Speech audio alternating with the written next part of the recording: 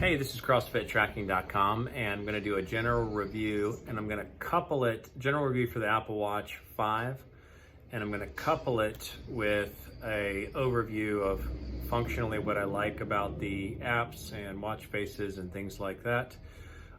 Just the OS6, so you'll see that actually on the Apple Watch 4. But as far as the Apple Watch 5 goes, there's a few things that are new to it, but to me, I didn't find very much to be that different with the 5 versus the 4. The only thing that I found to be functionally usefully different was the always-on display. Obviously, that's what everybody's talking about, but I have found it to be more purposefully just the same as the Apple Watch 4, except for the display itself.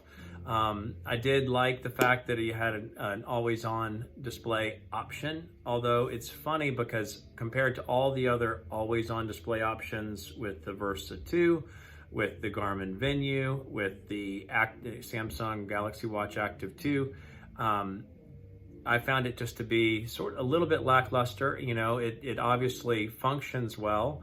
But for whatever reason, I didn't find it to be as useful as I thought it might be over the Apple Watch 4 because the wrist gesture was so effective in the original design and the battery life less effective on the Apple Watch 5. I actually ended up surprisingly turning off the always-on display and just using it like a 4.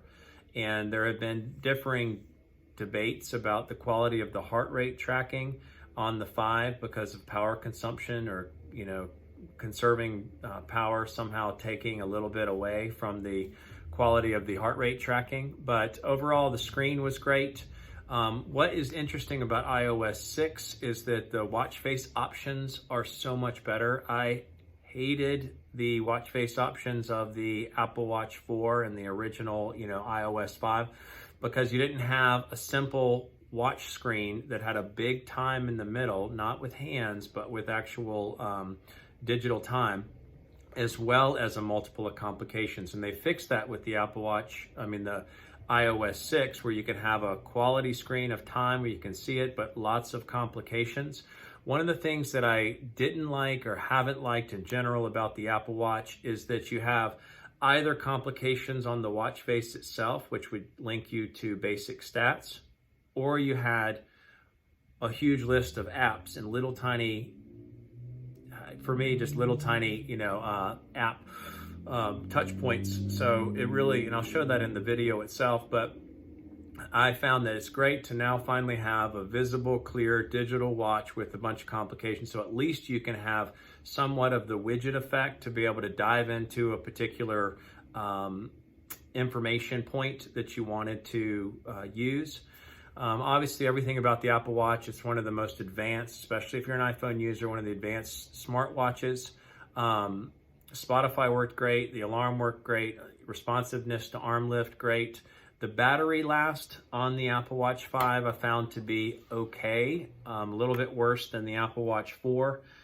It looks like if I used it enact theater mode at night.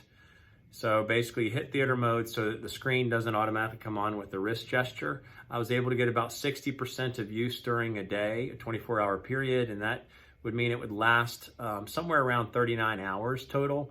And if I didn't enact theater mode, I just sort of kept it. Obviously, the do not disturb enables at a certain time period. But if I didn't put on the theater mode at night, I got about 80% of use in one day's time, or about 29 probable total hours until it would be completely depleted. It would just deplete a lot more battery life over the course of the night because you're moving around and the screen is turning on at different times when you're not even aware of it. As far as a couple of different pieces the Apple ecosystem hasn't added, that some of the others have already made as widgets, the two biggest ones that I functionally find crucial or useful are sleep tracking and hydration tracking. So I have found the Auto Sleep app to be the most accurate. It's interesting because I first thought it was not that accurate, but then I recently with the Apple Watch 5 have tested it against the Whoop 3.0. And the Whoop has one of the highest ratings as far as expected accuracy with sleep tracking, and the Auto Sleep app on the Apple Watch is measuring up pretty much on point with the stats and details I'm getting for the Whoop sleep tracking. So that's a big plus. So, obviously this compares with Garmin, it compares with Polar Ignite. Those two have great sleep tracking. Polar Ignite probably has the most in-depth version, but I found it to be at least a great solution to the sleep tracking. And the other is hydration tracking. I've used Waterminder, these are just paid apps, which is kind of a problem that they don't come with it out of the box. But Waterminder is great. You can track you can put it as a complication or sort of like a widget on the watch face, and you can add water throughout the day. And then it'll also, which is interesting, none of the other widget functions on other watches have this, but it will remind you to drink a glass of water. So that helped you to stay more on track with your water goals. The Apple Health app, obviously, I think it could be visually more functionally useful, but I found it to at least have a lot of information. It's got heart rate variability tracking, which it doesn't translate into anything useful, but at least it has it so you can sort of see your trends over time, not just your resting heart rate, but your heart rate variability trends over time. So I found that to be useful. So as far as workouts go, it still continues to be the best optical heart rate tracking on a wrist-based sensor that I've used in any of the CrossFit exercise components. It's done continually well on the 5 and on the 4. Again, when I looked at it back, I stepped back from the benefit I was getting from the Apple Watch 5 and the usefulness of the heart rate. I just have found that the Apple Watch 4 is the better solution for the price point. And now with Black Friday, everything's being discounted. So the Apple Watch 4 in a 44 millimeter can be picked up for $329, which really, is $100 cheaper than the Apple Watch 5. And the only functional difference with the Apple Watch 5 is the always on. One thing that is a pain is that you can't have always on display during your workouts if you have the Apple Watch 4. So I'm going back to the Apple Watch 4 as the main Apple Watch that I prefer and like, because it has excellent heart rate tracking. You get all the health benefits. It now has these new watch faces where you can see the time and have a multiple of complications you can get basic information on relatively quickly. And I'll show that in the video that I'm attaching here. But I found the Apple Watch 4 to be a better bang for the buck.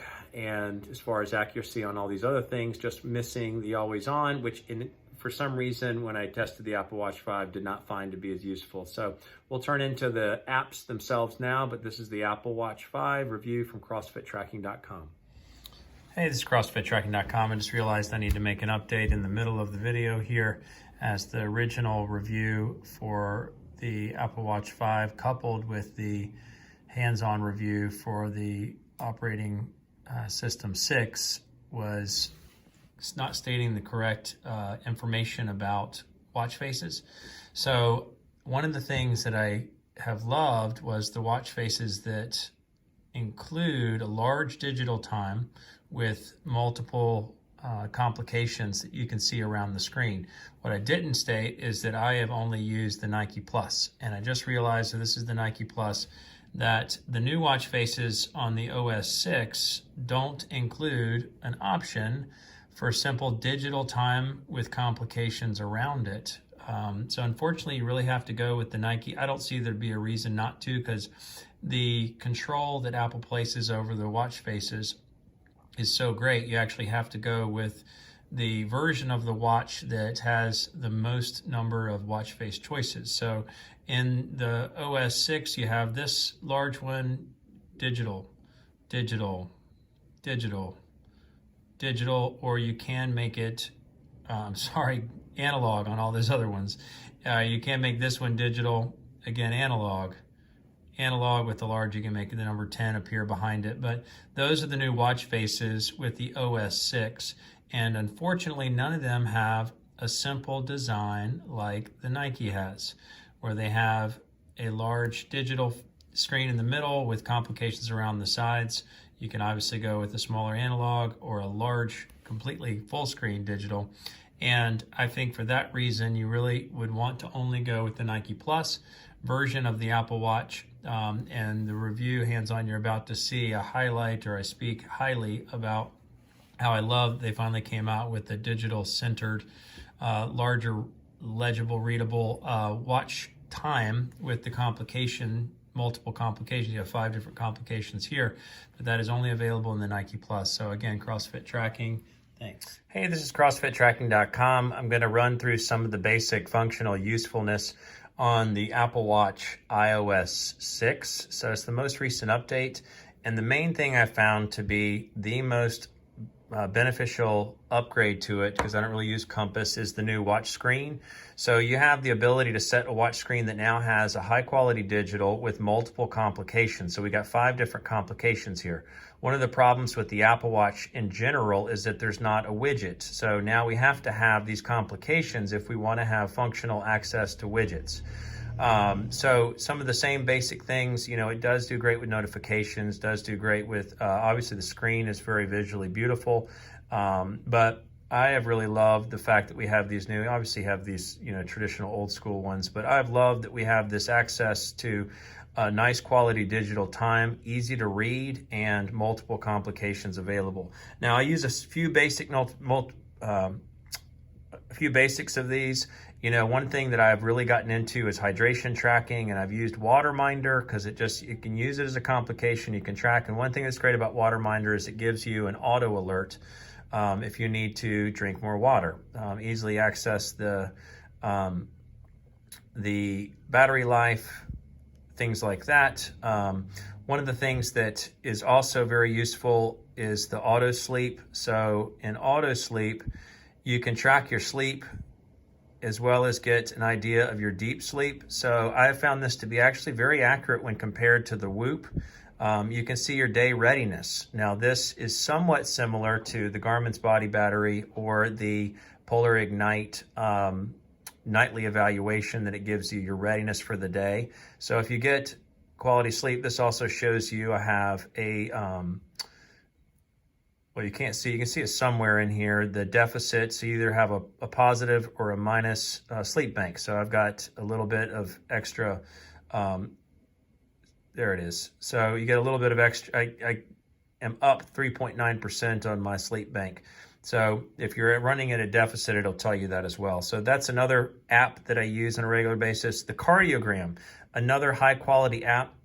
It mostly works better on the iPhone itself for showing a better picture. And you can see this on the website, CrossFitTracking.com, where you run a workout under the Apple Health or under the workout app within the watch itself. And then you can run the better, visibly more useful heart rate tracking on the Cardiogram. And it's just a free app that helps you track those things. This obviously has EKG, which is useful. I don't use a lot of these apps. Obviously, it'll tie in when you're driving. The turn-by-turn directions will pop up automatically. It is nice that you can use you can see the stock market, or you have some other functional access to higher in-depth things on the watch face itself, outside of just weather and things like that. You can use Spotify. Obviously, Spotify works very well. You can play it on the watch. You can play it on your phone. You can automatically turn your phone to start playing Spotify. So it's probably one of the best Spotify versions that I've tested, as well as Shazam. You can add multiple different basic phone applications onto the watch itself and get sort of miniature versions of those things. Everything else I've found to be, it's the best smartwatch. The reminders that you put on your phone automatically appear on your watch. So it combines in the ecosystem very, very well. But otherwise, for fitness tracking, you just have your basic fitness. You can scroll through different options. I just use, the cross training for CrossFit on a regular basis. When you go into the app, which you can see, time to drink some more water. When you go into the app, or when you go into the website, CrossFitTracking.com, you can see functionally how the CrossFit or the Apple Watch workouts appear. I don't find the heart rate graph to be very visually helpful, but the Cardiogram automatically populates, and I find that to be very helpful. I don't use the rings. I think, okay, that's great, that's neat. But I have not found the rings to be that helpful to me on a daily basis, how much I stand. This is a side note, but on the Samsung Active 2 was actually the only reminder to move that I have ever used functionally, because it says you can do these 3 different types of stretches, and it's really simple. Just, okay, I'll do 3 stretches, or I'll do 5 stretches and pick which one. And that actually got me to move for the first time of any device that I've used. I don't use any of the other specialty upgrades, and on the Apple Watch 5 didn't find anything other than the always on display to be that useful. But the biggest change with the iOS and the functional things that I use on either the Apple Watch 5 or the Apple Watch 4, I just went through here because it's all the same OS, and this is the biggest upgrade. Obviously, you still have all these other neat things, but the most useful, I want to see the time visually very clearly, and I want to have access, because they don't have widgets, which I thought the Active 2 Samsung Watch was the best usefulness of widgets. This at least is some sort of a medium that you can make use of. And this is the Apple Watch iOS 6, whether it's the 4 or the 5, review from CrossFitTracking.com.